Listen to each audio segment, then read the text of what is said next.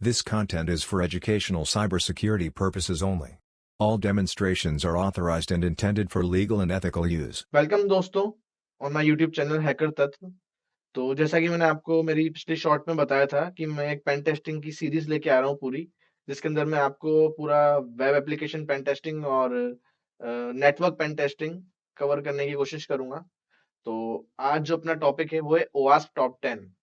तो हम ये जानेंगे कि ओवास्प टॉप 10 2021 क्या है, ओवास्प टॉप 10 2025 जो आया है उसमें क्या चेंजेस हुए हैं और वो क्या होता है, और हम ओवास्प टॉप 10 क्यों पढ़े हैं और ये इंटरव्यू के पर्सपेक्टिव से कितना इंपॉर्टेंट है, हम इसको जानेंगे। तो शुरू करते हैं। तो बेसिकली ओवास्प टॉप 10 है क्या? तो बेसिकली ओवास्प जो है ये उसका फुल फॉर्म है open web application security project. ये एक नॉन प्रॉफिट ऑर्गेनाइजेशन है जो वेब एप्लीकेशन सिक्योरिटी के लिए स्टैंडर्ड सेट करती है या फिर गाइडलाइंस बनाती है, हम कह सकते हैं। तो ओवास्प टॉप 10 ना एक चेकलिस्ट बनाती है 10 वनएबिलिटीज की, जिस पर दुनिया भर भरोसा करता है कि हाँ ये सही है। और जो वनएबिलिटीज होती हैं बेसिकली वो बहुत डेंजरस वनएबिलिटीज होती हैं कि हाँ ये 10 वनएबिलिटीज जो है ये बहुत डेंजरस हैं और इनको फाइंड आउट करना या ये अगर मिल गई तो आपको इसको फिक्स करना ही होगा। हालांकि वनएबिलिटीज बहुत सारी होती हैं, बट ओवास्प एक सेट कर दिया कि हाँ ये टॉप 10 डेंजरस है, ये तो होनी ही चाहिए फिक्स। ठीक है, तो हम इस चेकलिस्ट को फॉलो करते हैं। इस लिस्ट में हर साल वनएबिलिटीज चेंज होती हैं, जैसे 2013 ओवास्प था, 2021 का ओवास्प है, 2025 में ओवास्प आ गया है। तो वैसे वनएबिलिटीज चेंज होती रहती हैं। ठीक है, अब आपके माइंड में क्वेश्चन होगा कि ये पर्टिकुलर ये ऑर्गेनाइजेशन ही क्यों सेट करती है स्टैंडर्ड ओवास्प। तो इसका कारण ये है कि ओवास्प एक कम्युनिटी ड्राइवन प्रोजेक्ट है जिसमें दुनिया भर के सिक्योरिटी रिसर्चर्स, पेन टेस्टर्स और डेवलपर्स कंट्रीब्यूट करते हैं। तो इसके पास ग्लोबल क्रेडिबिलिटी है, और क्योंकि ये ओपन सोर्स और ट्रांसपेरेंट प्रोसेस फॉलो करता है तो सब इस पे विश्वास करते हैं। ठीक है, और इंडस्ट्री में भी वास्प का स्टैंडर्ड बेसलाइन माना जाता है। तो एग्जाम्पल की तरह आप समझ सकते हैं कि जैसे डॉक्टर्स के लिए डब्ल्यू होता है, तो डॉक्टर्स डब्ल्यू की गाइडलाइंस मानते हैं। ठीक है, उसी तरीके से जो पेन टेस्टर्स होते हैं वो ओवास्प को मानते हैं, वो ओवास्प की गाइडलाइंस फॉलो करते हैं। और पेन टेस्टर्स के लिए ओवास्प पढ़ना बहुत जरूरी है। ठीक है, आपके माइंड में ये भी क्वेश्चन होगा कि ओवास्प पढ़ना क्यों जरूरी है। तो ओवास्प पढ़ना बहुत जरूरी है क्योंकि ये चेकलिस्ट देता है हमें, और ये फ्रेशर्स के लिए चाहे कोई एक्सपीरियंस भी हो उसके लिए बहुत इंपॉर्टेंट है पढ़ना, और इंटरव्यूज में बहुत पूछा जाता है। दोस्तों पहले ही बता रहा हूँ, अगर आप एज ए फ्रेशर हो तो मान के चलो कि ओवास्प टॉप 10 पूछेंगे ही सही है आपसे कि हाँ ये आता है कि नहीं आता आपको। ठीक है, तो ये हमने जान लिया कि वास्प टॉप 10 एक रेडीमेड चेकलिस्ट होती है। ठीक है, और क्यों जरूरी है। हाँ, अगर आप सर्टिफिकेशंस कर रहे हैं जैसे सीईएच हो गया, ओएससीपी हो गया, या बग बाउंटी में आप आगे जाना चाहते हैं तो भी वास्प टॉप 10 बहुत जरूरी है। ठीक है, क्योंकि एक स्टैंडर्ड सेट हो गया है। ठीक है, तो अब हम शुरू करते हैं हमारा ओवास्प टॉप 10 की जर्नी। ठीक है, अब आप देखोगे कि ओवास्प टॉप 10 की 10 वनेबिलिटीज हैं। ठीक है, तो इसमें पहले आता है ब्रोकन एक्सेस कंट्रोल।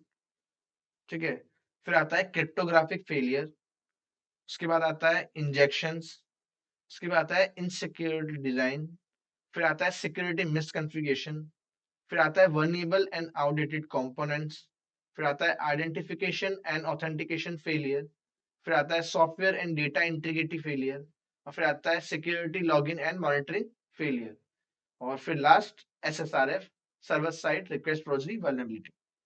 तो ये 10 वल्नरेबिलिटीज हैं जो 2021 में ओवास ने डाला था। और अक्सर 3 से 4 साल में ओवास अपनी जो वल्नरेबिलिटीज है चेंज करता है, हर बार अपडेट करता रहता है हर साल वैसे, बट लिस्ट जो है ऑफिशियल वो 3-4 साल में ऑफिशियल करता है। ठीक है, तो हम जाते हैं हमारी पहली वल्नरेबिलिटी पे जो कि है ब्रोकन एक्सेस कंट्रोल। तो अब ब्रोकन एक्सेस कंट्रोल क्या होता है, पहली वल्नरेबिलिटी देखते हैं। तो एक एग्जांपल के थ्रू बता रहा हूँ मैं दोस्तों आपको। तो मैंने एक एनालॉजीज बना ली है, क्योंकि देखो आप नेट पर डालोगे कि ब्रोकन एक्सेस कंट्रोल क्या होता है चैट जीपीटी वगैरह पे, तो ऐसे ही बता ही देगा आपको इंग्लिश में पूरा समझा के ये वो पूरा। पर वो कोई सेंस नहीं बनता उस चीज का जब तक कि आपको एक दिमाग में सेट नहीं कर दिया जाए। तो मैं आपके दिमाग में सेट कर दूंगा ऐसे एनालॉजीज और ऐसे एग्जाम्पल से कि कल ये वीडियो कंप्लीट करने के बाद अगर आपसे कोई पूछे कि ओवास टॉप 10 क्या होता है तो आप बता पाओगे कि ओवास टॉप 10 क्या होता है। तो इसलिए वीडियो को पूरा एंड तक देखना। मैं बहुत अच्छे एग्जाम्पल्स लेके आया हूँ, मैंने बहुत मेहनत करके बनाया है ताकि आपको इन एग्जाम्पल से समझा पाऊँ। ठीक है। तो शुरू करते हैं। तो देखो ब्रोकन एक्सेस कंट्रोल क्या होता है। तो सोचो एक बिल्डिंग है जिसमें अलग अलग रूम्स हैं, ठीक है, हर रूम्स लॉक्ड है और सिर्फ सही की वाले लोग ही अंदर जा सकते हैं, या आप कह सकते हो कि अगर लॉक टूट गए या बिल्कुल लॉक ही नहीं है तो कोई भी अंदर जा सकता है उसके अंदर। तो डिजिटल दुनिया में भी ब्रोकन एक्सेस कंट्रोल कुछ ऐसे ही काम करता है, यानी कि वेबसाइट जो है उसका ऐप डेटा या फंक्शनलिटी प्रॉपर्ली लॉक नहीं होती, तो कोई भी आदमी आके एक्सेस कर सकता है, कोई भी अपनी चीजें ले सकता है। ठीक है, एक एग्जाम्पल के तरीके से मैं आपको समझाता हूँ। फॉर एग्जाम्पल नोटपैड से, कि एक वेबसाइट है www डॉट, और कुछ भी वेबसाइट ले सकते हो आप उसको, हैकर तत्व ही ले लो जो मेरी वेबसाइट है, मैंने बनाई नहीं है अभी, ठीक है। तो अब इसमें फॉर एग्जांपल आप हो अभी ऑर्डर्स पे, फॉर एग्जांपल मान के चलो कि मैं एक ऑर्डर, मतलब मैं कोर्सेज भी बेचता हूँ, ठीक है। तो आप ऑर्डर्स पे गए, आप ऑर्डर्स पे गए तो वहां पे मैंने कोर्स बना रखा है, मान लो वेब पेन टेस्टिंग का कोर्स मैंने बना रखा है।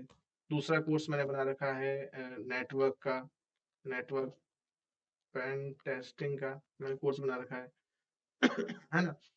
अब अगर आपने इसके अंदर से चेंज करके ऑर्डर्स की जगह आप चले गए एडमिन्स पे, ठीक है, और ये आपको यहाँ पे जो पेज है वो दिख करके आ गया ऐसे, इसके आगे आ गया डिलीट, ऐड, और सेम ही नीचे भी आ गया, तो ये तो दिक्कत हो गई ना।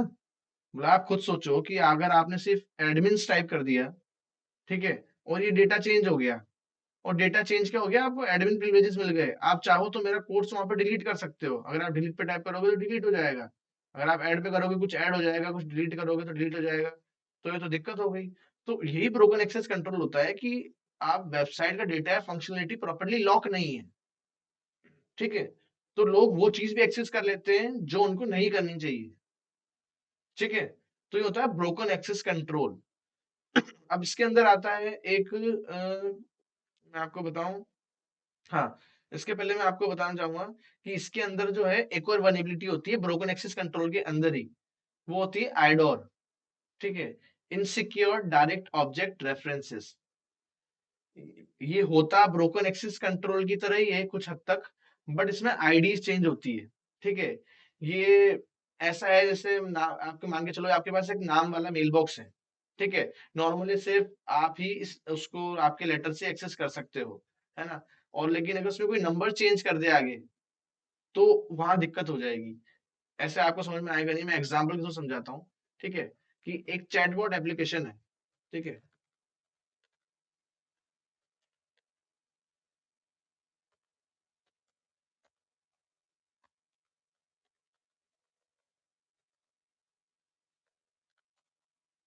ठीक है, और यहाँ पे मैं मेरी चैट लिखी हुई है अर्पित, और इसमें लिखा हो मैं किसी से बात कर रहा हूँ कि हाउ आर यू,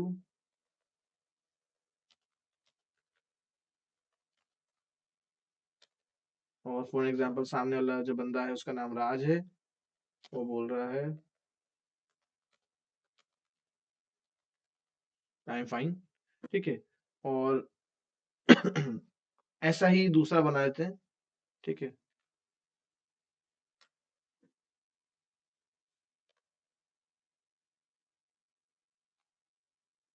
और इसकी जगह खुल जाएगा हरीश, यहाँ आ जाएगा Harish, how are you, I am fine,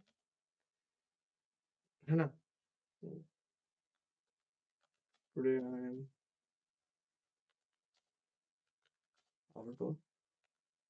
out, ठीक है। अब सोचो कि आइडोर क्या होता है, आप एक एप्लीकेशन पे हो चैटबॉट की, ठीक है, वहां पे अर्पित हवा नाम का बंदा बात कर रहा है रात से, ठीक है। अब इसके अंदर क्या हुआ, आपने आईडी को चेंज करके 1 करके कर दिया 2, और आपने जैसे ही एंटर दबाया तो ये ओपन हो गया, अब यहाँ हरीश की चैट ओपन हो गई, यानी कि 2 नंबर पे हरीश था। अब आपको पता है उसने हरीश पूछ रहा है हाउ आर यू, और राज कह रहा है कि आई am going out of town, तो दिक्कत हो गई, इसमें पासवर्ड की बात कर सकते थे वो कुछ, वो चाहे कोई और पर्सनल बात भी कर सकते थे, तो आपने कुछ और चीज देख ली। हाँ, यहीं पे आप आईडी को 3 कर दोगे तो तीसरे बंदे की चैट आ जाएगी, 4 कर दोगे तो चौथे बंदे की चैट आ जाएगी, मतलब एग्जाम्पल के लिए बता रहा हूँ, एजुकेशनल पर्पज के लिए। लेकिन आप ये सोचो ना कि आप आईडीज चेंज कर पा रहे हैं और डेटा चेंज हो रहा है, ठीक है। तो ऐसे वेबसाइट्स पे भी होता है, तो इसको कहते हैं आइडोर, इनसिक्योर डायरेक्ट ऑब्जेक्ट रेफरेंसेस। अब ब्रोकन एक्सेस कंट्रोल और आइडोर, ये दोनों में क्या डिफरेंस है आपको समझ में आ गया होगा। मेन फर्क लॉक्स और कीज का है। ब्रोकन एक्सेस कंट्रोल, जैसे दरवाजे पे खराब लॉक लगा है तो दरवाजा लोगों को रोक नहीं पाता, और आइडोर जैसे कि एक ऐसी की जो गलत मेल बॉक्स भी खोल देती है। दोनों अनऑथराइज एक्सेस के बारे में है, लेकिन ब्रोकर एक्सेस कंट्रोल बड़ा प्रॉब्लम है, जिसमें बहुत सारे तरीके से सिक्योरिटी फेल हो सकती है। जबकि आइडोर में एक स्पेसिफिक तरीका है कि आप आईडीज चेंज करो और आप आगे जा सकते हो, ठीक है। अब इसके अंदर आता है हॉरिजॉन्टल ब्रोकन एक्सेस कंट्रोल और वर्टिकल ब्रोकन एक्सेस कंट्रोल। ये प्रिविलेज एस्केलेशन नाम से भी जाना जाता है दोस्तों, हॉरिजॉन्टल प्रिविलेज एस्केलेशन और वर्टिकल प्रिविलेज एस्केलेशन, है ना। अब इसको एग्जांपल से समझाता हूं मैं। तो समझो आप स्कूल में हो, ठीक है। स्कूल में हर स्टूडेंट का अपना लॉकर है ना। और हॉरिजॉन्टल ब्रोकन एक्सेस कंट्रोल तब होता है जब एक स्टूडेंट सिर्फ अपना नहीं बल्कि अपने दोस्त दूसरे का भी लॉकर खोल सकता है। तो डिजिटल दुनिया में भी ऐसा होता है कि ऐप में वो डेटा या वो एक्शन को एक्सेस कर पा रहा है जो सेम लेवल पर दूसरे यूजर के लिए भी हो। समझ रहे हो। जैसे वो स्कूल में है तो खुद का लॉकर तो एक्सेस कर ही पा रहा है, वो दोस्तों का भी लॉकर एक्सेस कर पा रहा है। यानी कि हॉरिजॉन्टल लेवल पे, खुद के लेवल पे वो एज अ स्टूडेंट है तो स्टूडेंट्स का ही डेटा एक्सेस कर पा रहा है, लॉकर देख पा रहा है, ठीक है। तो ये हो गया हॉरिजॉन्टल ब्रोकन एक्सेस कंट्रोल या फिर हॉरिजॉन्टल प्रिविलेज एस्केलेशन, ठीक है। लेकिन वर्टिकल में क्या होता है वो प्रिविलेजेस हाई प्रिविलेज पे चला जाता है। वही स्कूल है, ठीक है, वही स्कूल की एनालॉजी लेंगे अपन। एक स्टूडेंट दूसरे स्टूडेंट के लॉकर के साथ साथ टीचर के भी लाउंज या प्रिंसिपल के ऑफिस का एक्सेस ले पा रहा है। मतलब समझ रहे हो। हॉरिजॉन्टल में क्या था कि वो स्टूडेंट टू स्टूडेंट का ले पा रहा था, स्टूडेंट से दूसरे स्टूडेंट का लॉकर का एक्सेस ले लिया। लेकिन अब वर्टिकल में प्रिविलेजेस ने बढ़ा लिए, अब वो अपने से ऊपर वाले का भी एक्सेस ले पा रहा है। यानी कि वो पहले तो दोस्तों का ही ले रहा था, स्टूडेंट्स का ही ले रहा था, अब वो अपने से ऊपर वाला इन टीचर्स का, प्रिंसिपल का भी लॉकर या उनके जो लाउंज है वहां का भी एक्सेस ले पा रहा है। यानी कि अपने साथ साथ वो हायर लेवल के यूजर का भी डेटा एक्सेस कर पा रहा है। तो इसको कहते हैं वर्टिकल ब्रोकन एक्सेस कंट्रोल या वर्टिकल प्रिविलेज एस्केलेशन। दोनों तरह की प्रॉब्लम में एक्सेस कंट्रोल जैसे फॉल्टी लॉक सिस्टम या लोगों की जगह या काम करने देता है, ठीक है। लेकिन ये दोनों सीरियस इश्यूज हैं, बस अंतर ये है कि इसमें हायर प्रिविलेज पे चले जाओगे आप।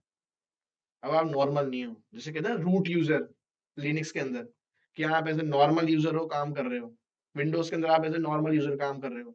हाँ, आप किसी का आपने पासवर्ड देखना है विंडोज के अंदर, आप देख पा रहे हो, आप अपने काम कर पा रहे हो, पर आप वो चीजें नहीं कर पा रहे जो कि अपने प्रिविलेज से ऊपर है, यानी कि जो एज एडमिनिस्ट्रेटर जो कर रहा है। लेकिन इसमें आप एडमिनिस्ट्रेटर कर पा रहे हो।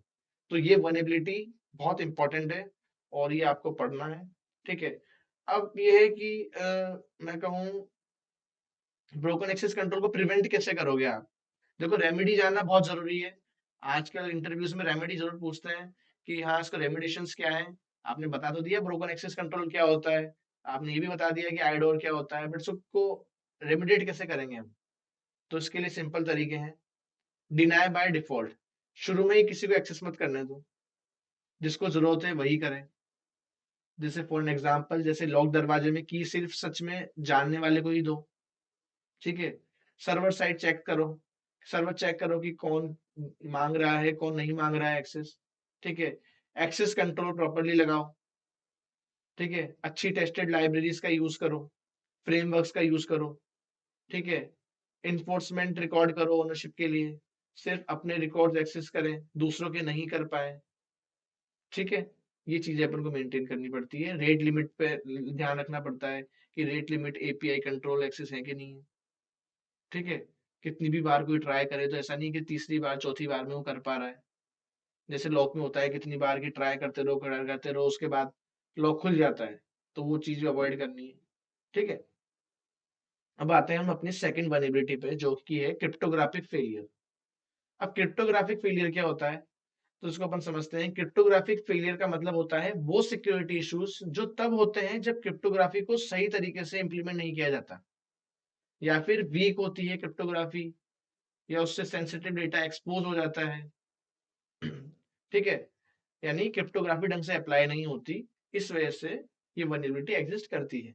इसको एक एग्जांपल के तरीके से आपको समझाता हूँ कि इमेजिन करो कि तुम्हारे पास है ना एक सीक्रेट मैसेज है जो तुम्हें अपने फ्रेंड को देना है या फ्रेंड को भेजना है, ठीक है, लेकिन तुम नहीं चाहते कि कोई और उसको पढ़ ले, ठीक है, इसलिए तुम डिसाइड करते हो कि उस मैसेज को छुपाने के लिए तुम एक सीक्रेट कोड या क्रिप्टोग्राफी यूज करोगे। तो अगर तुम एक ऐसा कोड चूज करो जो कि क्रैक करना बहुत इजी हो, ठीक है, एग्जांपल समझाता हूँ। हम्म, इसको अपन हटाते हैं, है ना, और अर्पित मैसेज कर रहा है ना राज को, है ना, और मेरे को मैसेज करना है मेरा, जैसे I am going to office, ठीक है। अब मैं चाहता हूँ कि इसको इस तरीके से भेजूं कि राज जब इसको इसको राज पढ़े या बीच में कोई अगर पढ़े तो पढ़ ही ना पाए, ठीक है। तो इसको क्रिप्टोग्राफिक यानी कि मैं इसको इनक्रिप्ट कर दूंगा, ठीक है, चाहे हैशेस के फॉर्म में या कैसे भी। तो मैं रिप्लेस कर दूंगा इसको, आई को रिप्लेस कर दूंगा मान लो ए से, ठीक है, ए को रिप्लेस कर दूंगा बी से, तो वैसे हो जाएगा। जो मैथ्स के प्रॉब्लम्स नहीं होती थी कि आपको करना है A B C D E F G, ठीक है, तो वैसे तो वो पूरा आप कर लोगे ABCDEFG, और इसको ए को से 1 2 3 4 5 6। तो अगर आपने ABCD किसी को लिख के भेजा है तो डिक्रिप्ट कर लेगा 1 4 5 6 से, इजीली हो जाएगा ना, समझ रहे हो। देखो मैं बताता हूँ आपको, ठीक है। अब इसमें एग्जांपल लेके चलो आप, क्रिप्टोग्राफी,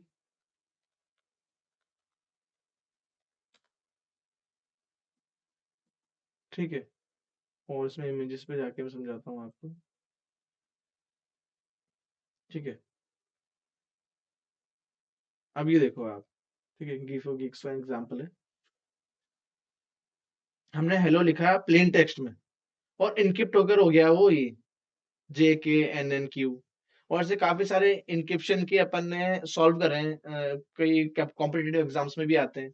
तो कहने का मतलब ये है कि सिंपल क्रिप्टोग्राफिक नहीं होना चाहिए कि जो इजीली क्रैक हो जाए। जैसे होता था ना कि एक क्वेश्चन आते थे कि ABC से कुछ लिखा है, लेकिन हाँ उसको प्रिडिक्ट कर लेते थे कि ए जो है 1 से रिप्लेस हो रहा है, B 2 से, C 3 से, तो उसको डिक्रिप्ट कर लेंगे, ऐसा नहीं। अच्छी हैशिंग टेक्निक का यूज करेंगे, जैसे MD5 होता है वैसे। अब हम हैश करके दिखा दें कि MD5 हैश कन्वर्टर, ठीक है, ठीक है। अब इसके अंदर मैं आपको बताता हूँ। क्या आपको लिखना है, हेलो आई एम अर्पित, ठीक है। अब इसको MD5 हैश में जनरेट कर दें, ये लो।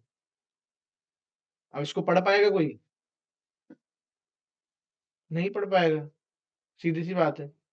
तो ऐसे कन्वर्ट करके भेजो कि जो कि इनक्रिप्शन की से ही वो डिक्रिप्ट होए, ठीक है। काफी सारी इंक्रिप्शन कीज होती है, जब मैं एक वीडियो लेके आऊंगा डेडिकेटेड क्रिप्टोग्राफी के ऊपर। ये वल्नरेबिलिटीज तो है, ये अलग टॉपिक भी है बहुत बड़ा, ठीक है।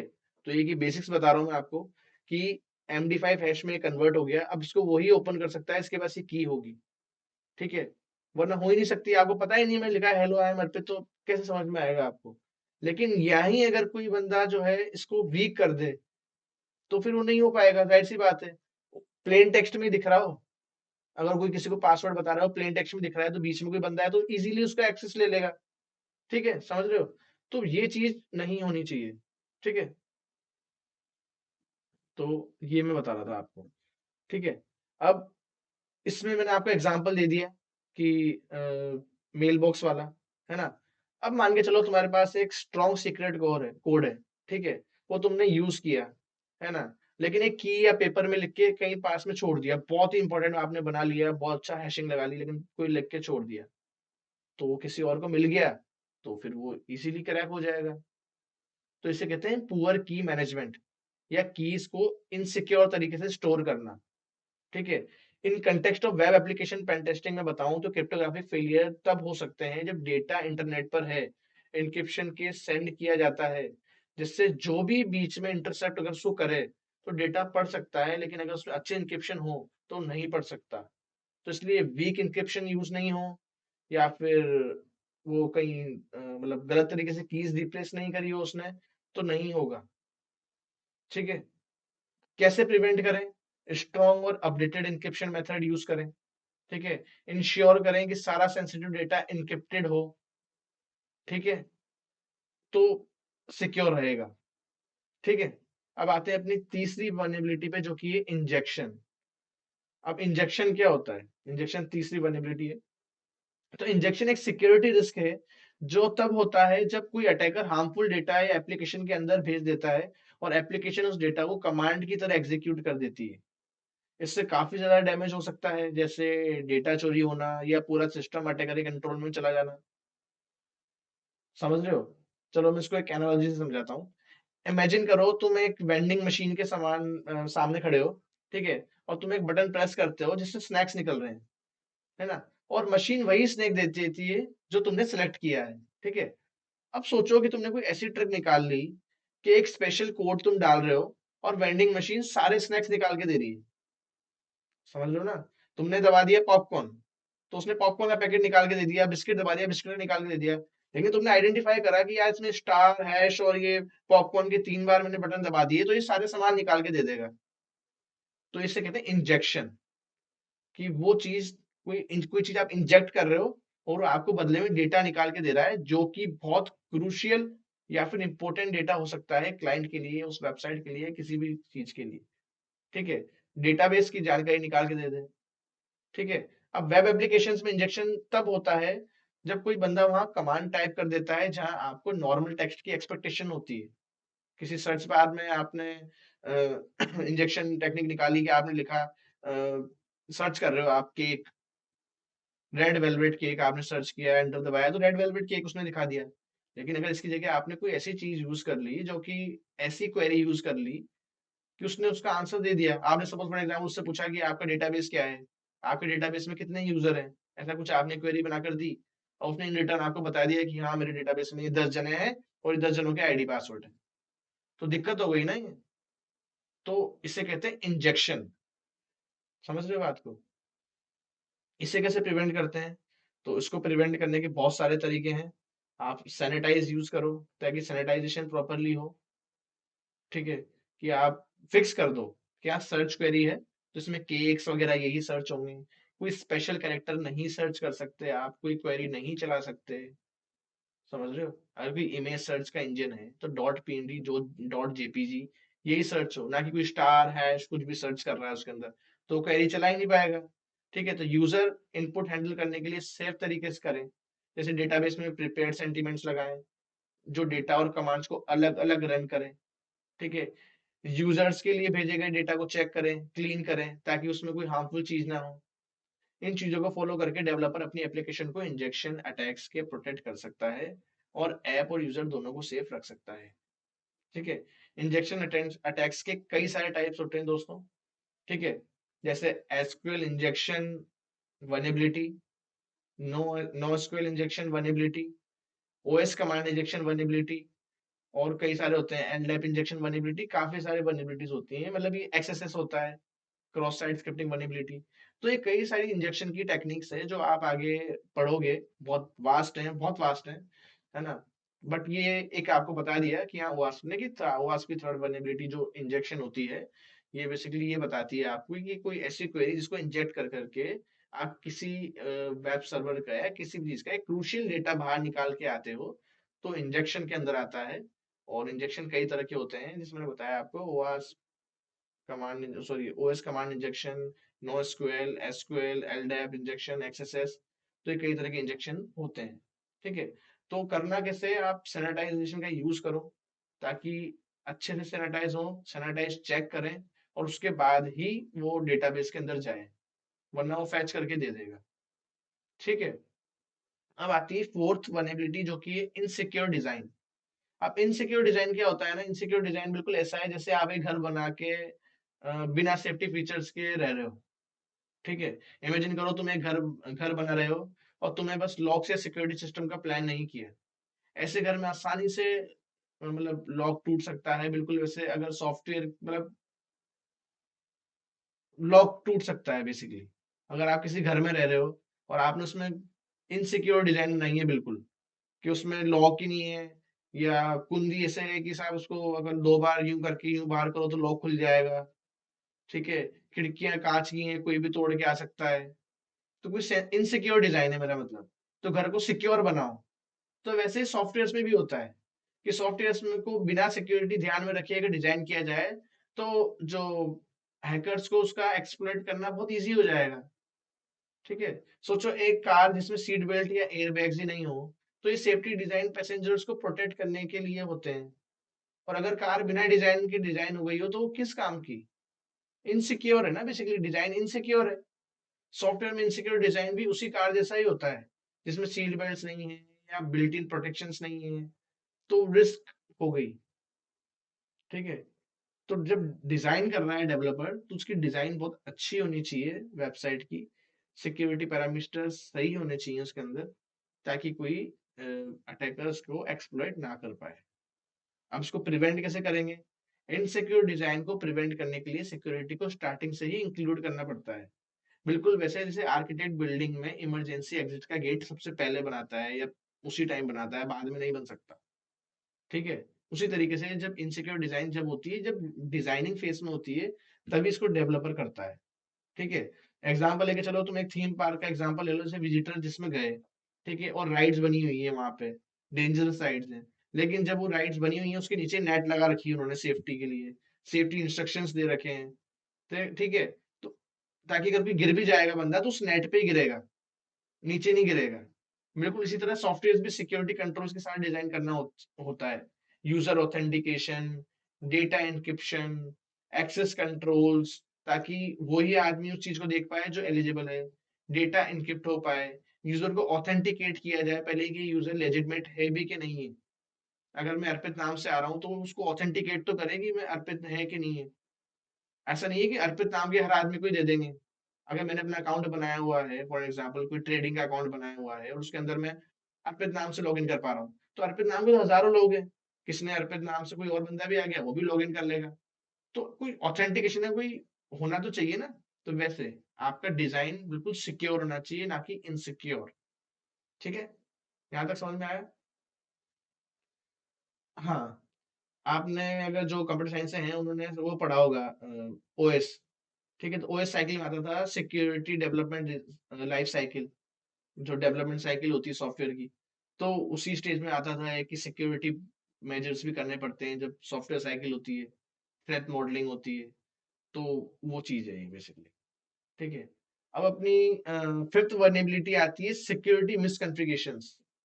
तो सिक्योरिटी मिसकॉन्फ़िगरेशन एक ऐसा टर्म है जो उन मिस्टेक्स को रेफर करता है जो एप्लीकेशन सर्वर या डेटाबेस को सेटअप करने के टाइम होती है और सिस्टम को अटैक के लिए वर्नेबल छोड़ देती है। सिंपल एक्सप्लेनेशन में समझेंगे। सोचो तुम्हारा होम वाईफाई नेटवर्क, जब तुमने उसको फर्स्ट टाइम कॉन्फ़िगर किया तो उसका पासवर्ड रख दिया एडमिन एडमिन। ये है सिक्योरिटी मिसकॉन्फ़िगरेशन। आपने उसमें पासवर्ड रख दिया एडमिन और वो भी रख दिया एडमिन। रूट रूट तुम्हारा नाम और उसके नीचे तुम्हारा नाम। तो अगर तुम ये सेटिंग चेंज नहीं करते तो कोई भी तुम्हारा वाईफाई एक्सेस कर सकता है।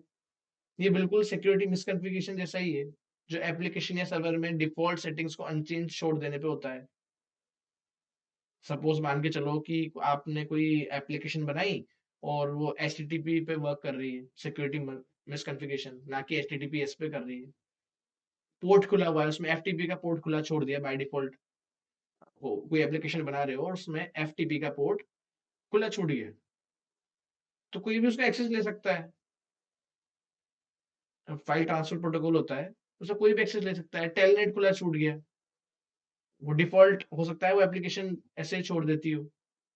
तो सिक्योरिटी मिसकॉन्फ़िगरेशन यही है कि जब आप डिवाइस को कॉन्फ़िगर कर रहे हो तो उसको पूरा प्रोटेक्ट करो। कि हाँ, ये पोर्ट बंद रहना चाहिए, एचटीटीपी पे ही बने, पोर्ट नंबर ये एफटीपी नहीं हो, टेलनेट जो है वो ऑफ हो, एसएसएच ना ले पाए कोई, ये कॉन्फ़िगरेशन पहले ही हो। तो अगर आप आपका वाईफाई जैसे मैंने एग्जांपल बताया उसको कॉन्फ़िगरेशन करते टाइम ही बहुत अच्छा पासवर्ड रखोगे तो कोई उसका एक्सेस नहीं कर पाएगा। लेकिन जो डिफ़ॉल्ट कर दोगे नेक्स्ट नेक्स्ट नेक्स्ट करके तो एडमिन एडमिन, यूज़र यूज़र ये आईडी पासवर्ड सेट कर देगा और आपके पास कोई भी एक्सेस ले सकता है। तो प्रिवेंशन कैसे करें? सिंपल है, जैसे मैंने बताया, जैसे तुम अपने वाईफाई को डिफ़ॉल्ट लॉगिन चेंज कर लो और उसकी जगह तुम अच्छा पासवर्ड डालो। उसी तरीके डिफ़ॉल्ट सेटिंग चेंज करो, सॉफ्टवेयर को अपडेट करो, अननेसेसरी फीचर्स को रिमूव करो जो यूज़ नहीं आ रहे, उनको रिमूव करो। ठीक है? तो ये हो गया। अब आता है अपना सिक्स्थ वल्नरेबिलिटी, ठीक है? जो कि है वल्नरेबल इन आउटडेटेड कंपोनेंट्स। इसको आप रिलेट भी कर पाएंगे अपने डे टू डे लाइफ से। वल्नरेबल एंड आउटडेटेड कंपोनेंट्स वो होता है दोस्तों, उन चीजों को रेफर करता है जो सॉफ्टवेयर में होने वाले ओल्ड या वीक पार्ट्स होते हैं ना, उनको डेंजरस होते हैं, उनको अपडेट नहीं किया जाए। और ये डेंजरस इसलिए है क्योंकि अटैकर्स इन वीकनेस को यूज करके सिस्टम में ब्रेक कर सकते हैं। तो ये वल्नरेबिलिटी बहुत इंपॉर्टेंट है। एग्जाम्पल के थ्रू समझो, सोचो तुम्हारे पास एक बाइक है जिसमें कुछ ओल्ड पार्ट है जैसे रस्टी चेन या रोंग ब्रेक्स, और अगर तुम इन पार्ट को रिप्लेस नहीं करते तो बाइक कहीं भी ब्रेक डाउन हो सकती है तुम्हारी। तो इसके लिए इंपॉर्टेंट क्या करते हो आप, डे टू डे बाइक अपनी उसकी बाइक की सर्विस करवाते हो। ठीक है? उसमें पार्ट्स अपग्रेड कराते हो, आपकी डिस्क ब्रेक लूज हो गई तो डिस्क ब्रेक टाइट कराते हो, ऑयल खत्म हो गया तो ऑयल करवाते हो चेंज। अगर आप ब्रेकिंग पैड वगैरह नहीं चेंज कराओगे तो आपकी बाइक कहीं भी ब्रेक डाउन हो जाएगी। उस तरीके से सेम सॉफ्टवेयर में होता है। सॉफ्टवेयर वर्ल्ड में पार्ट्स होते हैं लाइब्रेरीज, फ्रेमवर्क्स, कंपोनेंट्स होते हैं जैसे एप्लीकेशंस। ठीक है? और एप्लीकेशन को बिल्ड करने के लिए जो चीजें यूज होती है उनको अपडेट करना पड़ता है। आपके पास आईफोन हो या आपके पास एंड्रॉयड हो, उसमें अगर आप कोई सॉफ्टवेयर अपडेट आते हैं तो उसमें आप देखते होंगे आता है सिक्योरिटी अपडेट। आप रिलेट कर पाएंगे, आप कोई भी चीज आप अपडेट करते हो अपने फोन को तो उसमें लिखा था सिक्योरिटी अपडेट। जरूरी नहीं हर बार विजुअल चेंजेस या जीयूआई चेंजेस ही हो। कई बार ऐसा भी होता है कि कोई एंड्रॉयड वर्जन चेंज हुआ तो उसके अंदर जीयूआई चेंज हो गया, या आईफोन का हुआ तो उसका पूरा लुक चेंज हो गया। वो तो होता ही है, लेकिन उसमें सिक्योरिटी अपडेट भी होता है, क्योंकि वल्नरेबिलिटीज है ना जो निकलती ही रहती है, नई नई वल्नरेबिलिटीज। अगर आपने कोई एक एप्लीकेशन डाउनलोड कर रखी है सपोज पढ़ाई करने की, ठीक है? उस एप्लीकेशन की आज की तारीख में उसके अंदर कोई वल्नरेबिलिटी नहीं है, ठीक है? लेकिन हो सकता है 3-4 दिन बाद, 10 दिन बाद, महीने भर बाद, साल भर बाद उसमें एक ऐसी वल्नरेबिलिटी आ जाए जिसकी वजह से उसमें कोई बाहर से एक्सेस ले पा रहा हो। ठीक है? तो उसको फिक्स तो करना पड़ेगा ना। तो कंपनी ने तो उसको फिक्स कर दिया, उसको फिक्स कर दिया, उसको एक अपडेट रोल आउट कर दिया, और आप प्ले स्टोर पे जाके उसको अपडेट कर सकते हो, लेकिन आपने अपडेट नहीं किया। अब जबकि आपने अपडेट नहीं किया तो कोई उस एप्लीकेशन की एक्सेस ले सकता है। लेकिन अगर आपने अपडेट कर लिया तो वो चीज उसमें फिक्स हो गई, उसमें पैच कर दी उन्होंने। तो यही है इस vulnerability, vulnerable and outdated components, कि अपने जो लाइब्रेरीज हैं, फ्रेमवर्क्स हैं, एपीआईज हैं, उनको अपडेट करो टाइम टू टाइम, ताकि कोई मिसकॉन्फ़िगरेशंस ना हो पाए।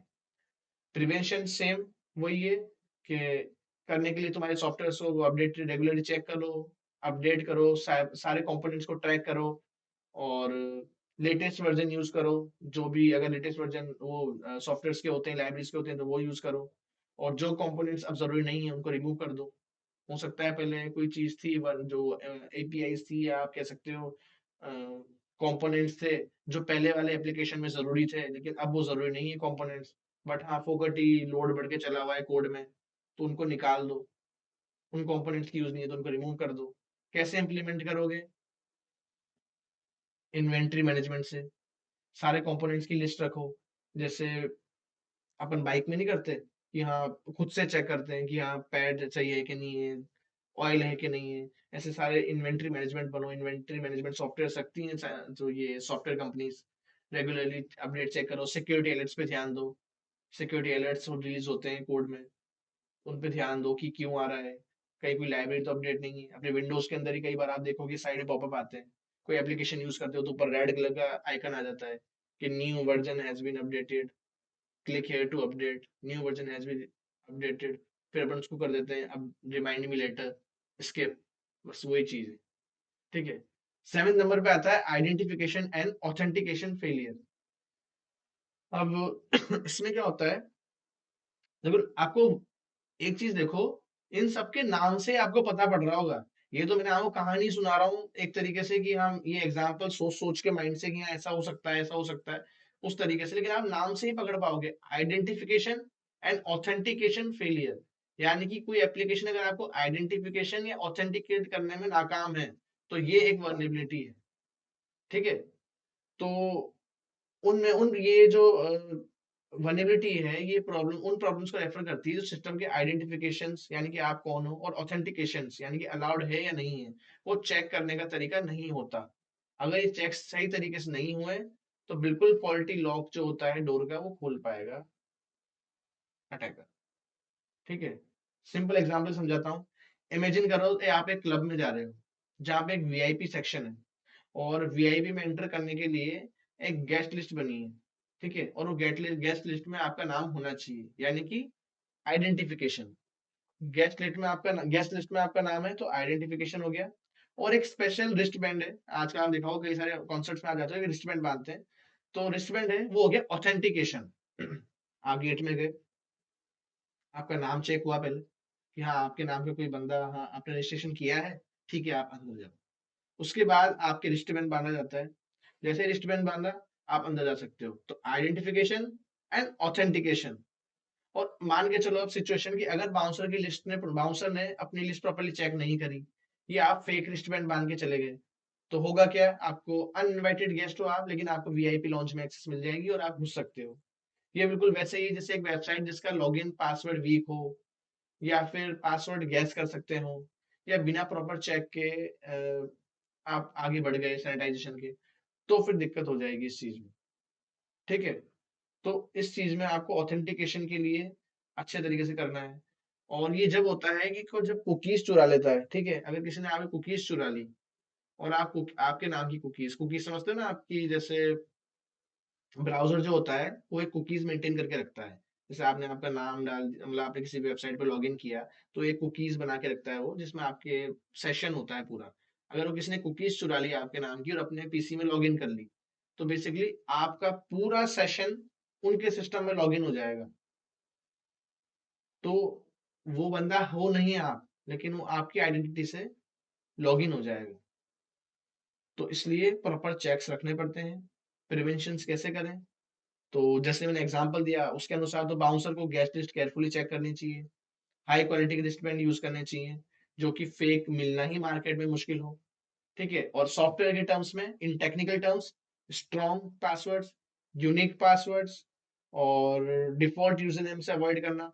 मल्टी फैक्टर ऑथेंटिकेशन जो आता है, टू फैक्टर ऑथेंटिकेशन आजकल वो यही चीज है। टू फैक्टर ऑथेंटिकेशन कि सॉफ्टवेयर मानता ही नहीं है कि तुम हो, आपने कोई वेबसाइट पे करे, हो सकता है आप ईमेल आईडी आप कहीं से लिया है, हो सकता है आप पासवर्ड भी कहीं से लिया है, हाँ, लेकिन उसके बाद जैसे ही आपने लॉगिन किया, आपके पास एक ओटीपी आएगा आपके मोबाइल नंबर पे। आप अगर वो बंदा हो ओरिजिनल, तो आपके पास आपका फोन होगा, आप ओटीपी डालोगे और आप लॉगिन कर सकते हो। तो इसलिए टू फैक्टर ऑथेंटिकेशन जरूरी है, और इसलिए लोग इसको ऑन करते हैं। और अगर ये आइडेंटिफिकेशन, ये वही ऑथेंटिकेशन, अगर आप ऑथेंटिकेट नहीं करें तो कोई भी खुल जाएगा, आईडी पासवर्ड है खोले चलो। तो इसलिए मल्टी फैक्टर ऑथेंटिकेशन इंप्लीमेंट करना बहुत जरूरी है, पासवर्ड के साथ, फोन पर भी और हर जगह। तो अपन आते हैं अपनी 8th नंबर की वल्नरेबिलिटी पे, जो कि है software and data integrity failure. ठीक है, तो software and data integrity failure क्या होता है, इसके नाम से क्या समझ में आ रहा है आपको? ठीक है, तो software and data integrity failure एक कैटेगरी है जो ये इंश्योर करती है कि सॉफ्टवेयर और डेटा कहीं टेम्पर्ड या अनऑथराइज वे में अल्टर्ड तो नहीं हुआ। इंटीग्रिटी, उसकी इंटीग्रिटी क्या है, सिंपल एग्जांपल समझते हैं। कि इमेजिन करो तुम अपने टेलीफोन गेम खेल रहे हो एक, जिसमें तुम अपना मैसेज नेक्स्ट बंदे को पास कर रहे हो, और आगे पास करते ही जा रहे हो, और ये लिंक एंड तक चले जा रहा है। जैसे वो चेन देखी है आपने, कि मैंने बोला कि यार मेरा फ्रेंड है, उसने है ना प्लेन क्रैश देखा है अपने आंखों के सामने। ठीक है, और उसने देखा 2-3 बंदे मर गए। ये मैंने बात मेरे फ्रेंड को बताई। अब वो क्या बताएगा आगे, कि वो जो बंदा था बेसिकली उसने इंटरसेप्ट कर ली अपनी बात बीच में और कोई नई बात डाल दी। कह रहे यार उसमें उसने बंदे ने देखा कि उसमें ना 2-3 प्लेन क्रैश हो गए और 100-200 बंदे मर गए। तो ये बात आगे पहुँचते-पहुँचते चेन तक बहुत गलत पहुँच गई। तो अल्टर्ड पाथ, अगर कोई इंटीग्रिटी क्या है बात की, अगर आपने किसी को कोई मैसेज भेजा, आज मैंने आपको भेजा हाय, लेकिन वो हाय की जगह आपको मैसेज, मैंने मैंने तो यहाँ से हाय भेजा आपको, लेकिन आपको रिसीव किया हुआ वो कि भाई मेरे को पैसे दे दें। तो बीच में अल्टर्ड हो गया ना, इंटीग्रिटी का मेंटेन है फिर। आप व्हाट्सएप पे कोई किसी को कोई मैसेज करते हो तो उसकी इंटीग्रिटी मेंटेन है ना, कि आपने जो मैसेज किया सामने वाले को वही है। और अगर वो स्किप हो गया या वो बीच में ही लाइन चली गई कहीं पे, अगर अटैकर ने उसको बीच में से इंटरसेप्ट कर लिया, अगर आप कुछ भी बात कर रहे हो, तो ये तो गलत हो गया। तो सॉफ्टवेयर और डेटा इंटीग्रिटी भी बिल्कुल वैसे ही है। तुम चाहो कि मैसेज, डेटा या सॉफ्टवेयर उससे अपडेट के दौरान अल्टर ना हो, तो उसके लिए आपको इस पे चेंजेस करने पड़ेंगे। डिजिटल वर्ल्ड में ये तब हो सकता है जब आपकी लाइब्रेरीज या प्लगइन्स यूज करते हो वो सेफ सोर्स से नहीं है, सॉफ्टवेयर अपडेट का प्रोसेस जैसे CI/CD पाइपलाइन सिक्योर नहीं है, अनवांटेड चेंजेस हो सकते हैं, ठीक है। और सॉफ्टवेयर अपने आप अपडेट होते हैं बिना चेक के, अपडेट सेफ है कि नहीं है ये किसको पता। फॉर एग्जांपल, अगर एक वेबसाइट है जो कि अनट्रस्टवर्दी लाइब्रेरी यूज कर रही है, कोई हार्मफुल कोड उसमें ऐड कर सकता है, तो जब वेबसाइट के लिए यूज करेगी तो उस वेबसाइट यूजर्स दोनों रिस्क में आ जाते हैं, ठीक है। तो आपकी इंटीग्रिटी सॉफ्टवेयर की मेंटेन रहनी चाहिए। उसके लिए आपको प्रिवेंशंस करने पड़ते हैं। क्या प्रिवेंशंस करोगे? जैसे डिजिटल सिग्नेचर यूज करो, ताकि कोई सॉफ्टवेयर डेटा इंटीग्रिटी हो जाए तो आप उसको मैच कर पाओ। हैशिंग, हैशिंग के बारे में सुना है किसने? हैशिंग, देखो एक चीज बताता हूँ। आपने देखा होगा कि जो फॉरेंसिक डिपार्टमेंट होता है, वो कोई भी जो चीज होती है उसको कैसे मैच करता है। अगर कोई आपने कोई इलीगल एक्टिविटी में हो और आपको पुलिस ले गई, तो आपका फोन चेक होगा। तो आपका फोन जो चेक होता है उसमें हैशिंग टेक्निक यूज होती है। वो हैशिंग से मैच करते हैं कि आपके फोन का डेटा की इंटीग्रिटी क्या है। इसी तरीके से सॉफ्टवेयर के अंदर भी हैशिंग यूज होती है। मैंने एक वेबसाइट बताई थी मेरी एक रील में आपको, वायरस टोटल नाम से। तो वायरस टोटल क्या करती है ना बेसिकली, कि आप उस वेबसाइट पे जाके फाइल को अपलोड कर सकते हो। आपने कोई सॉफ्टवेयर डाउनलोड किया, कोई डाउनलोडर डाउनलोड किया आपने, ठीक है, वीडियो डाउनलोड कर लिया आपने, कोई कॉमन चल रहा है IDM है, जैसे इंटरनेट डाउनलोड मैनेजर होता है, आपने डाउनलोड किया, लेकिन आपने इंटरनेट डाउनलोड मैनेजर की वेबसाइट से नहीं किया, आपने रैंडम किसी वेबसाइट से कर लिया। अब आपको क्या पता कि वो IDM सही है कि नहीं है? वो आप इंस्टॉल करोगे तब तो सही चलेगा, क्या पता पीछे आपका डेटा ले रहे हो। तो वायरस टोटल में मैंने आपको बताया था वीडियो, कि आप जैसे ही उस पर डालोगे, उसको ओपन करके फाइल को, कि हाँ मैंने ये सॉफ्टवेयर डाउनलोड किया है, ये 50 MB का सॉफ्टवेयर है और मैं आपने इसको अपलोड किया वायरस टोटल पे, तो वो क्या करेगा, उसके हैश चेक करेगा ओरिजिनल वाले से। फिर वो पता लगाएगा कि यार ओरिजिनल वाला जो IDM है वो तो 10 MB का है सॉफ्टवेयर, इंस्टॉलेशन वाली फाइल जो setup.exe आती है, वो तो 10 MB की है, जबकि आपने जो डाउनलोड करी वो 50 MB की है। ऐसा क्यों? तो उसके हैशिंग सिग्नेचर्स मैच करता है वो। हैशिंग सिग्नेचर्स होते हैं, आपको बताऊं, हैशिंग सिग्नेचर्स,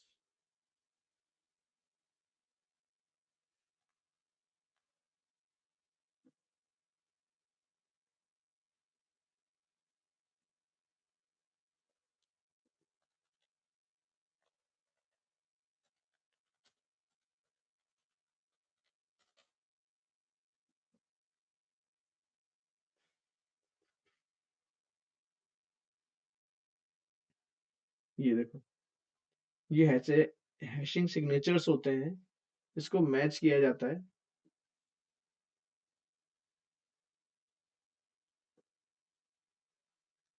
देखो, दिख रहा होगा, क्वालिटी थोड़ी इतनी अच्छी नहीं है इसकी, ठीक है। अब आप देखो कि ये सिंगर है ना, इसने ये डॉक्यूमेंट भेजा, ये हैश एल्गोरिथम है, ठीक है। इसने ये हैश को प्राइवेट की से इनक्रिप्ट किया और डिजिटली साइन डॉक्यूमेंट के थ्रू भेजा, ये नेटवर्क पे आया। अब नेटवर्क पे आने के बाद इसने हैश एनालाइजर ने इसके हैश मैच करे हैं, ठीक है, इस वाले हैश से, और फिर ओरिजिनल डॉक्यूमेंट जो है वेरीफाई होकर इस बंदे के पास आ गया। तो हैशेस मैच होते हैं, ये एग्जैक्ट मैच हो रहे हैं। आप देखो 5D41 5D41 110 C592 C592, तो इससे मैच होता है कि हैश जो है वो सही है कि नहीं है। तो सिग्नेचर्स जो है ना वो मैच करता है। इसी तरीके से अपना एंटीवायरस भी काम करता है। वो सिग्नेचर्स देखता है कि इसके सिग्नेचर्स क्या है।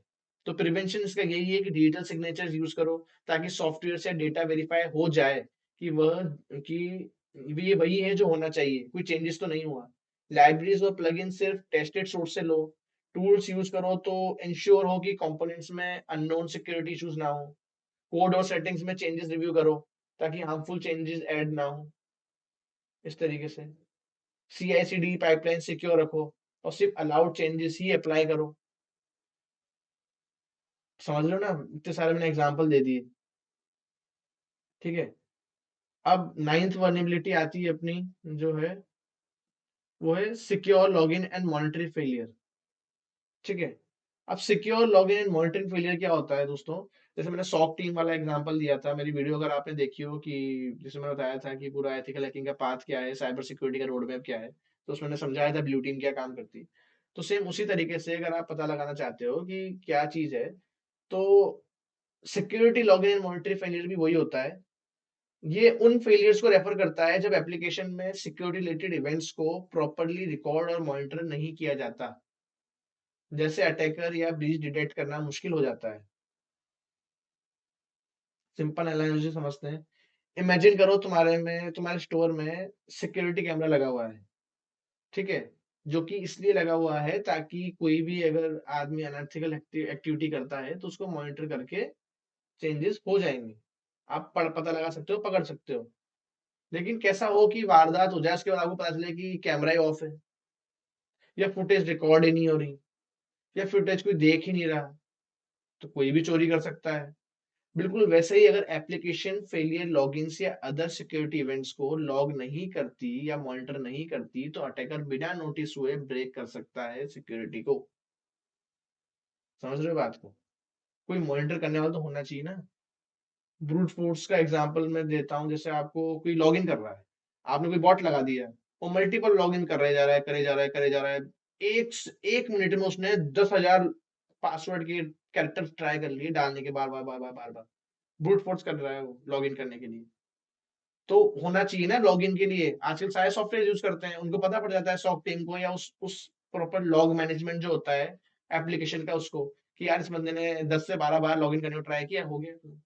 आप अपने जीमेल में अपने फोन के अंदर पासवर्ड डालो, आप 4 से 5 बार, 6 बार डालोगे, 7वीं बार लॉक कर देगा आपको कि नहीं, अब आप लॉक हो इतने पर्टिकुलर समय के लिए, इसके बाद ही आप ट्राई कर सकते हो। तो ये होता है security login and monitoring failure. अगर आप मॉनिटर ही नहीं कर रहे, तो बंदा चला ही जाएगा, लॉगिन करे जाएगा, करे जाएगा, करे जाएगा, आज नहीं 10 12 100 बार ट्राई के बाद 101 बार तो ट्राई उसका लक बैठ जाएगा, और वो आराम से कॉम्प्रोमाइज कर सकता है सिस्टम को और घुस सकता है अंदर। समझ रहे बात को? तो क्या क्या गलत हो सकता है? नॉट लॉगिंग इंपॉर्टेंट इवेंट्स, जैसे कैमरा रिकॉर्ड नहीं हो रहा, inadequate log message, not monitoring the logs. ये चीजें बहुत गलत है, और इनको सैनिटाइज करना या इनको ठीक करना बहुत जरूरी है। प्रिवेंशन क्या है? Log all significant events clearly and regularly review करो उसको। ठीक है। लॉग्स को सिक्योरली स्टोर करो, उनको एक पर्टिकुलर फाइल बना के लॉग स्टोर करो, जिस फाइल को कोई टेम्पर ना कर पाए, ताकि कल को अगर आपको लगता है कि कोई सस्पिशियस एक्टिविटी हुई है आपकी वेबसाइट या आपकी वेब एप्लीकेशन के साथ, तो आप उस लॉग्स को खोल के देख सको, कि उस लॉग्स के थ्रू आपको इन्फॉर्मेशन मिल पाए कि हुआ क्या था एक्चुअली। लॉग्स को सिक्योरली स्टोर करा करो इसलिए। ठीक है। सस्पिशियस एक्टिविटी के लिए अलर्ट सेट करो, ताकि कोई इंसिडेंट को हो तो प्रॉम्प्टली डिटेक्ट हो पाए और उस पर रेस्पॉन्ड कर पाए। ठीक है। इजी एग्जांपल समझो, मान लो एक वेबसाइट है जो पासवर्ड गेस्ट अटेम्प्ट्स को लॉगिन नहीं करती। ठीक है। इन अटेम्प्ट्स को रिकॉर्ड करने की वजह से वेबसाइट ओनर्स जो है, उनको ये पता लग जाता है कि कौन जो है गलत पासवर्ड ट्राई कर रहा है बार बार, उसके आईपी एड्रेस, लोकेशन और काफी सारी चीजें आती है। तो या तो उसको ब्लॉक कर सकते हैं, या उसके खिलाफ कोई कंप्लेन लिखा सकते हैं। अगर रिकॉर्ड ही नहीं रखेगी वेबसाइट, तो पता कैसे लगाएंगे? हाँ, हो सकता है उनको पता लग जाए कि हाँ यार, ये शायद किसी ने बार बार पासवर्ड ट्राई किया है, और इसलिए इन्होंने कॉम्प्रोमाइज कर लिया सिस्टम। बट इनके पास कोई लॉग मैनेजमेंट सिस्टम ही नहीं है। इनके पास कोई ऐसा कोई अलर्ट सिस्टम या मॉनिटरिंग सिस्टम ही नहीं है जिससे वो मॉनिटर कर पाए कि लॉग्स आए क्या थे। तो लॉग मैनेजमेंट होना बहुत जरूरी है, तभी आगे हो पाएगा। तो ये था अपना security login and monitoring failure. ठीक है। 10th है अपना server side request forgery, SSRF। ये भी बहुत इंपॉर्टेंट वनएबिलिटी है दोस्तों। तो ये वनएबिलिटी तब होती है जब अटैकर सर्वर को ट्रिक कर सकता है फायरवॉल्स के पीछे और इंटरनल रिसोर्सेज को एक्सेस करने के लिए नॉर्मली एक्सटर्नल नेटवर्क को एक्सेस नहीं होने देता है। समझ में आ रहा है? इसको एग्जांपल के थ्रू समझाता हूँ जो समझ में आएगा आपको। इमेजिन करो तुम एक मेल कैरियर हो जो लेटर डिलीवर करता है, ठीक है, उनके एड्रेस पे बेसिस पर, ठीक है। तो नॉर्मली तुम पब्लिक को सेफ एड्रेस पर ही डिलीवर करवाते हो कि मैंने आज इसको भेज दिया उसको भेज दिया। पर क्या हो कि अगर कोई तुम्हारे लेटर को सीक्रेट एड्रेस मतलब आपके सीक्रेट लेटर को कोई ऐसी जगह रिस्ट्रिक्टेड एरिया में भेज दे जहाँ पे नहीं जाना हो, क्योंकि मैं तो डिलीवरी बॉय हूँ, ठीक है, मुझे आपने बोला यार कि ये पर्टिकुलर इस जगह पे जाके डिलीवर करके आ जाओ, ठीक है, और मैं उसको डिलीवर करके आ गया एक ऐसी जगह पे जो कि रिस्ट्रिक्टेड जगह है जहाँ पे मेरा जाना मना था, तो ये तो दिक्कत हो जाएगी। समझ रहे हो बात को?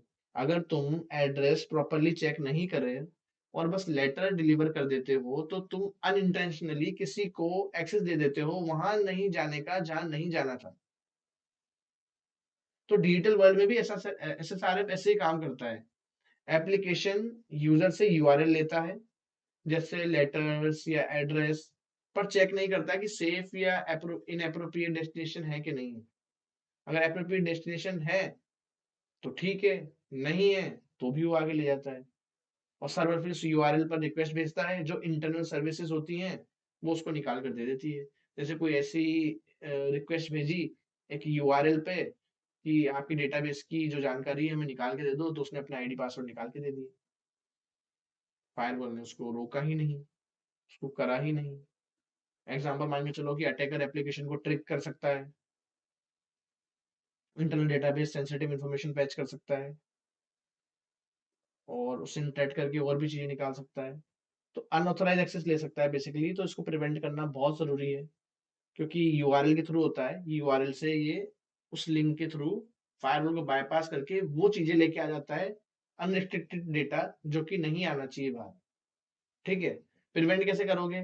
वैलिडेट और सैनिटाइज यूजर इनपुट्स। ठीक है। अपने वैलिडेट करो, सैनिटाइज करो इनपुट की, क्यों इनपुट में क्या डाल रहा है यूआरएल में। कोई यूआरएल में चेंजेस करके डाल रहा है तो उसको ब्लॉक लेके आ जाएंगे 404 एरर, कोई दूसरा एरर लिखा आ जाए, ताकि मतलब मैं कह सकता हूँ कि ताकि सेफ हो।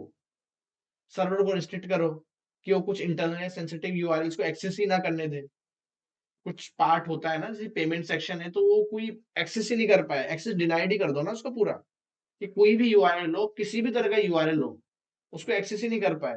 पर्टिकुलर सिर्फ इस डिपार्टमेंट के जो बैंकिंग डिपार्टमेंट के लोग हैं वही उसको एक्सेस कर पाए, तो कुछ होगा। नेटवर्क कंट्रोल इंप्लीमेंट करो ताकि सर्वर अनऑथराइज सर्विस को रिक्वेस्ट ही ना भेज सके। नेटवर्क कंट्रोल कर सकते हो आप। ठीक है। तो ये बहुत जरूरी है सैनिटाइज करना इनको, नहीं तो आपका जो वेब एप्लीकेशन है वो यूजर को अलाउ कर देगा और यूआरएल कुछ भी इमेजेस हो गई या कुछ भी आपका मतलब सीक्रेट डेटा हो गया उसको निकाल करके फैच कर करके डेटाबेस से सीधे आपको दे देगा। तो उसको फिक्स करना बहुत जरूरी है। ठीक है। तो यहाँ अपने खत्म हो जाते हैं ओवास टॉप 10 2021।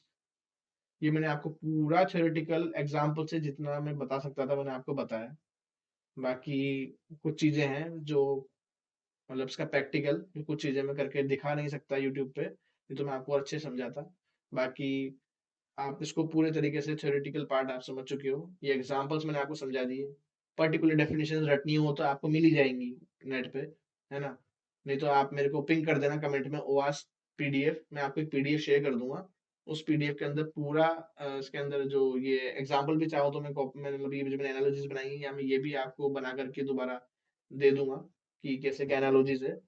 बट मेरे को ये याद रहेगा तो सारा दे दूंगा। बाकी जो भी मैंने पीडीएफ बना रखी है वो वास्प की, जिसके अंदर पूरी उसके इंपॉर्टेंट क्वेश्चंस हो गए वो आपसे पूछे हुए जो इंटरव्यूज में पूछे जाते हैं, और कॉमनली जो अभी वास्प 2025 और 2021 के बीच में क्या डिफरेंस है वो सारा मैं आपको भेज दूंगा।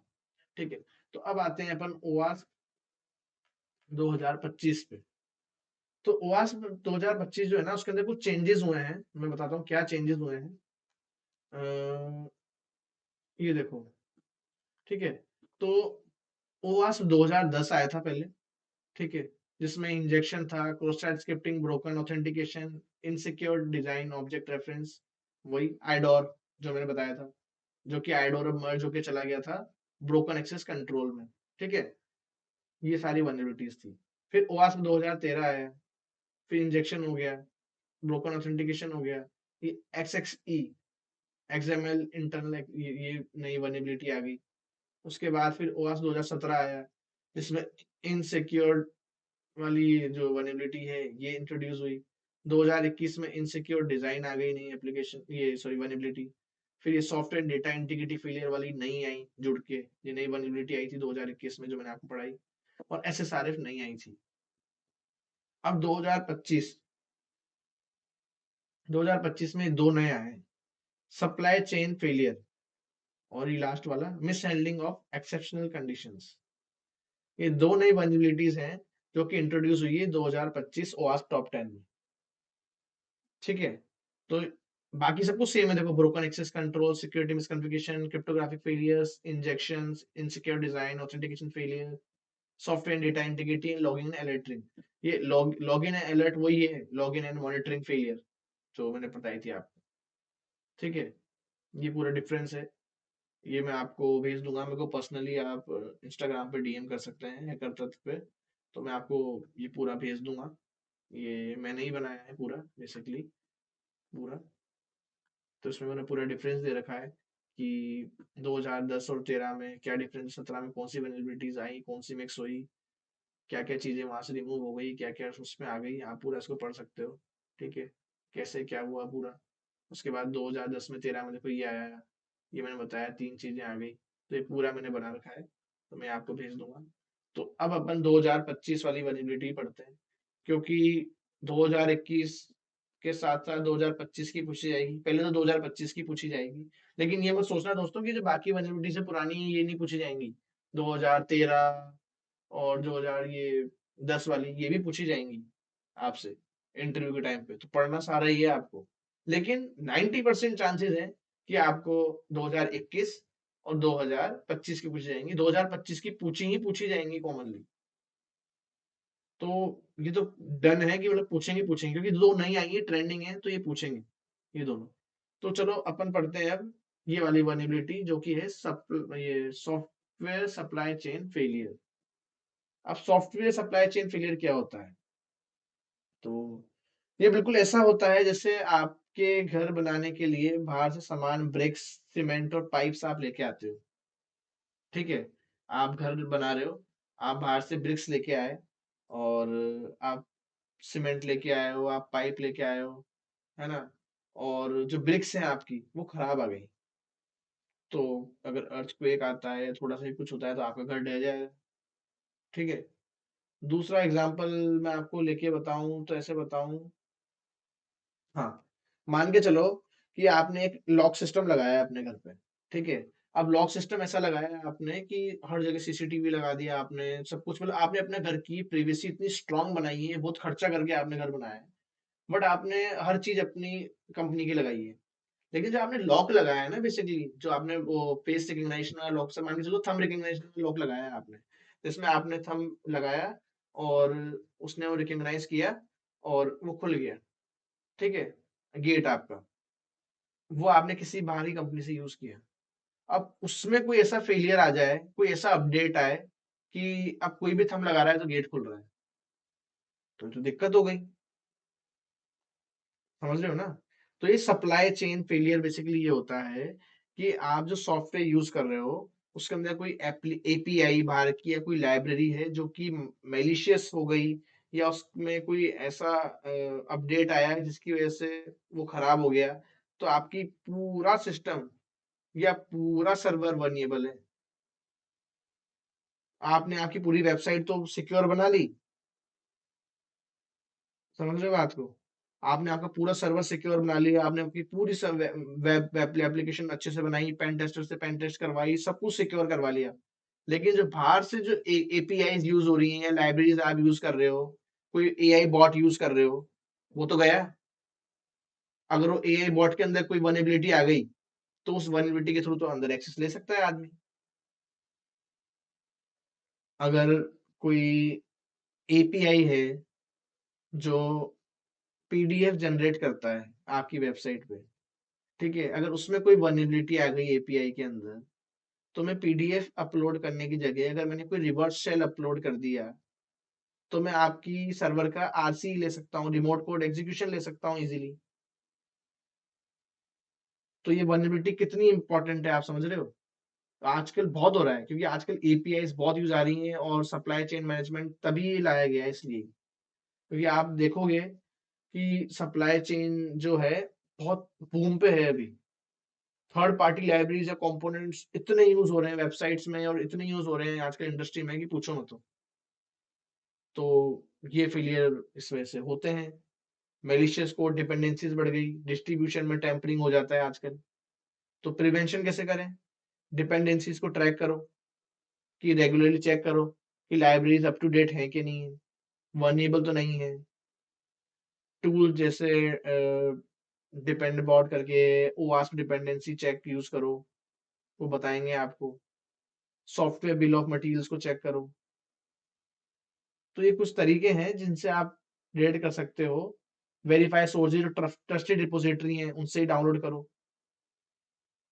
एपीआईज भी बहुत सारी है ना, कुछ ट्रस्टेड है, अच्छी एपीआईज हैं जो बनाते हैं, जैसे ओपन क्लो वगैरह जो है, इनके चैटबॉट हैं, ये थोड़े ट्रस्टेड है। बट बहुत सारे ऐसे हैं जो मतलब ट्रस्ट ही नहीं कर सकते आप उन पे, और वेरीफाई सोर्स भी नहीं है उनका। ऐसे कंपोनेंट्स और ऐसी एपीआई यूज करो जो लीस्ट प्रिविलेज ले रही हो और जिनकी मॉनिटरिंग आसान हो। ऐसा नहीं कि आपकी वेबसाइट आपने पूरी सिक्योर बना ली, लेकिन एक एपीआई है उसको इतने प्रिविलेजेस हैं कि वो सब कुछ देख सकती है आपकी वेबसाइट का, वो सब कुछ कर सकती है आपकी वेब में। तो अगर वो उसके पास इतने प्रिविलेजेस हैं कि वो आपकी इतनी चीजें हैंडल कर सकती है वेब सर्वर की, तो सोचो अगर वो हो गई तो सब कुछ खलास है। ये सेम उसी तरीके से है कि आपके घर में बाई काम करती है, ठीक है, आपके घर का सारा काम आपने कर रखा है, पूरा सिक्योर बना रखा है जो मैंने बताया, लॉक वॉक सब बहुत शानदार लगा रखे हैं, लेकिन जो बाई ये काम करने वाली है आपने उसको इतना प्रिविलेज दे रखा है कि आप इसमें जो अलमीरा है उसको भी खोल सकती हो, आप हमारे बेडरूम का ये सेक्शन है ये भी खोल सकते हो, वो भी खोल सकते हो। तो उसको सब पता है, आपने उसको इतने प्रिविलेज दे रखे हैं। लेकिन आपने घर में बड़े बड़े लोग कम है, एक एक कमरे में दो दो सीसीटीवी लगा रखे हैं, लेकिन अगर वो लेके चली गई ना माल उड़ा के, तो सब कुछ खत्म है। तो बस वो डिपेंडेंसी है, तो वो चीज होती है। अब लास्ट वनएबिलिटी है अपनी miss handling of exceptional conditions. अब ये कोई नई वनएबिलिटी आई है इसके अंदर।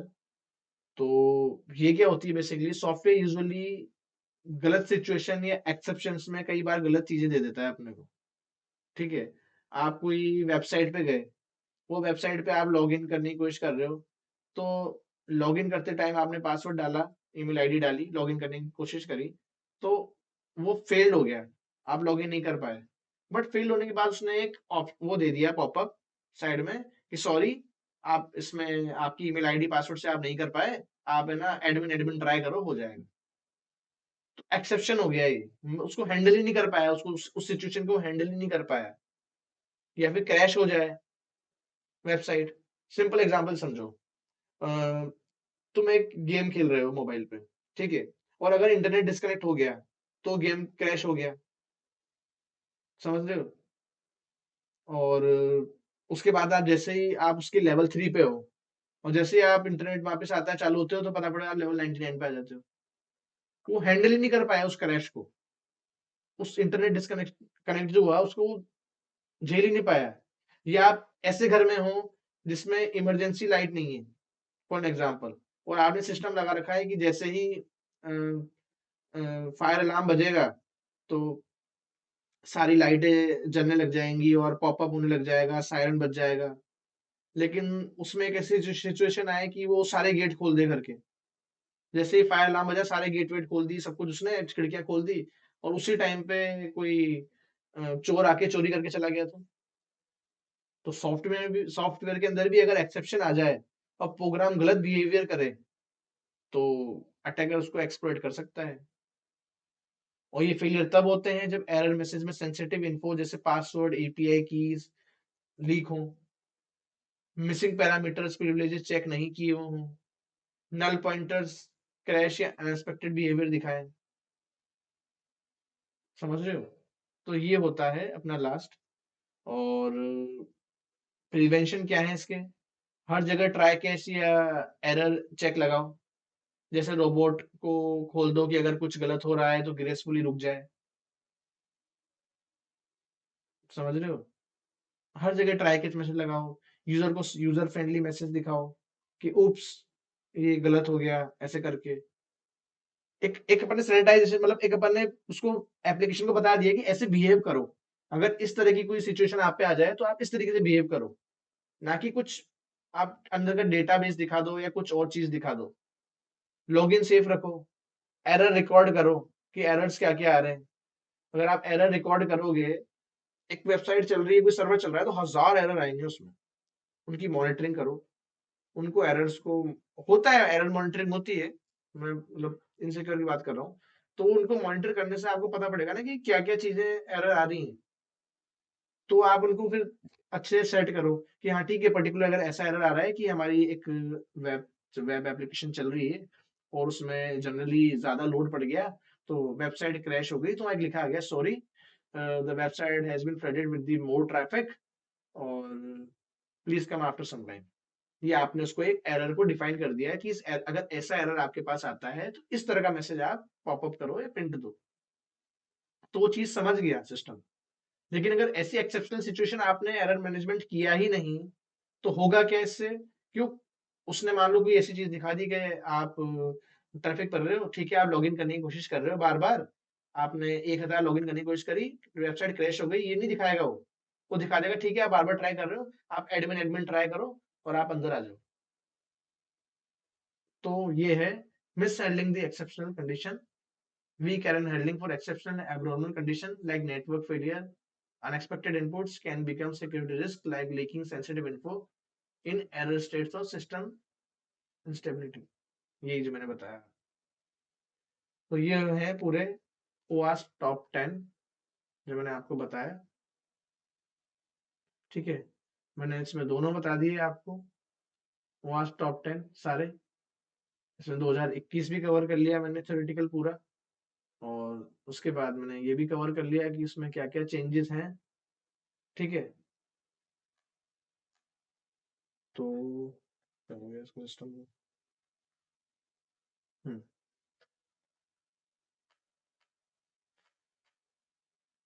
ये मैंने बता ही दिया, सप्लाई चेन वाला जो नया आया है, एक्सेप्शन कंडीशंस हो गया, और एसएसआरएफ मर्ज हो गया। पहले एसएसआरएफ था, आपको याद हो तो 10th वाले पे। अब ये आ गया एक्सेप्शनल कंडीशन वाला, ये रहा। ये 2025 का नया है।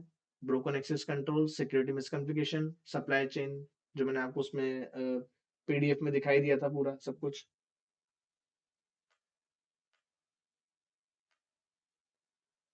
तो ये है दोस्तों, मैंने आपको आज थ्योरेटिकल पूरी वर्नेबिलिटीज बता दी कि कैसे क्या होता है, और वास्ट टॉप 10 क्या है।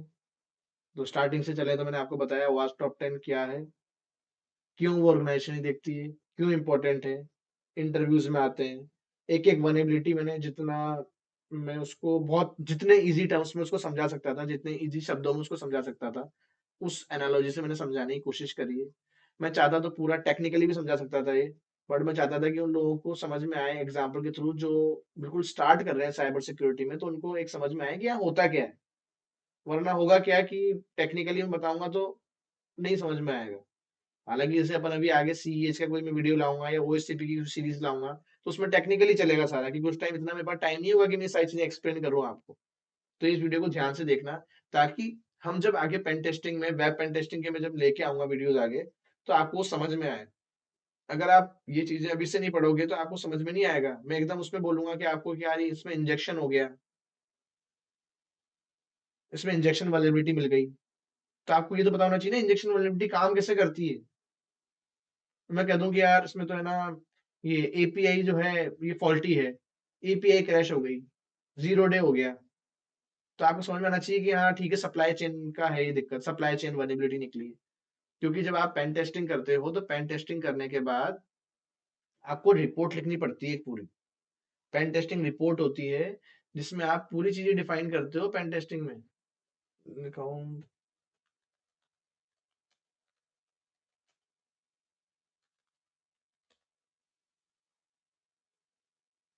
ये इसमें सैंपल रिपोर्ट दे रखी है, जैसे इन्हें देखो किसी ने सैंपल रिपोर्ट है, इसमें टेस्ट स्कोप डाउन करते हैं, कैसे क्या होता है पूरा चीज आप डिफाइन करते हो, देखो पूरी। तो एक एक चीज वनएबिलिटी आपको वहां पे लिखनी पड़ती है, होती क्या है। अगर आपको आएगा ही नहीं लिखना, तो फिर आप क्या क्या ही लिखोगे।